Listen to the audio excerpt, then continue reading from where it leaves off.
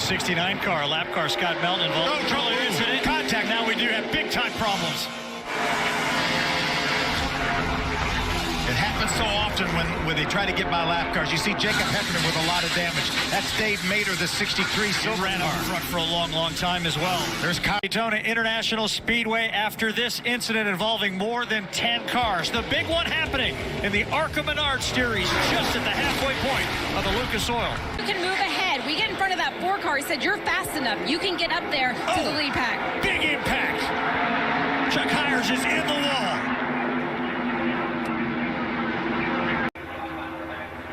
There you see it again, yep, and one little tap is all it takes. I'm not a physics guy, but I certainly understand the physics of what happened right there.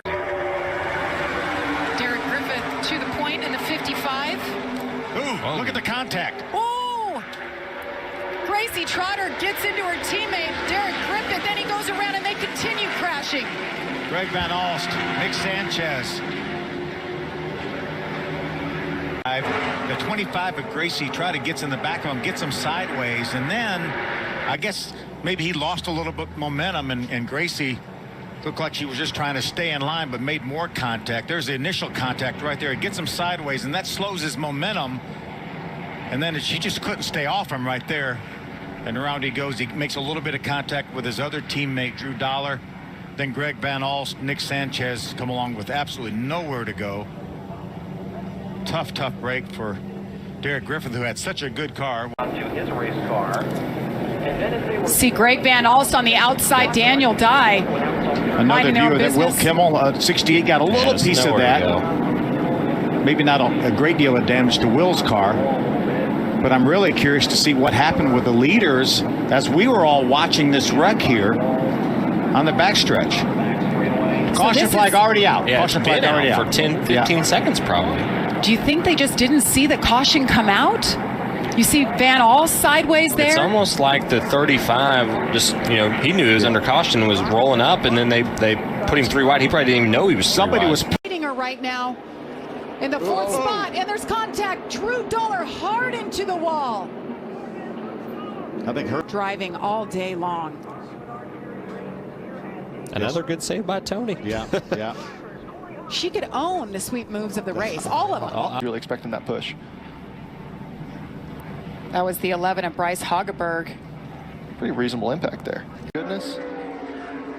Oh, that's not going to end well. Jesse Love trying to hold on to it. Jesse Love. Big impact there. Been really hard. John Core getting clear down here was really tight. Yeah, that's AJ Moyer in the 06. I think Jesse Love must have lifted, seeing how close that was, and he just got run over from behind. So hard to communicate that as quick as they. Greg Van Alst making moves early. Oh, trouble already. And we've got Tony Breidinger around the 25, and they're wrecking all over the place. Caution is out. Well. Yeah, SVG is in that as well. Shane Van Gisbergen had to run this race to be able to race. If she gets squeezed. So I think the 02 got a push there and wiggled down the racetrack, and then they just kind of squeezed and touched on corner entry to 1. Just really tough part of the corner. The car is really light, and obviously a small push when you're racing that close. Caution comes out. This is the scheduled caution, and we have gosh. cars all the way around as the caution came out. That's Willie Mullins, the pole sitter going around. Dale Quarterly, the 4, Leland Honeyman in the 02. We've got Mark Andretti already spun all the way at the top of the field. Comes down in Dale Quarterly, and other cars just dodging the miss and locking down brakes. I wonder what further back, probably exited turn 2.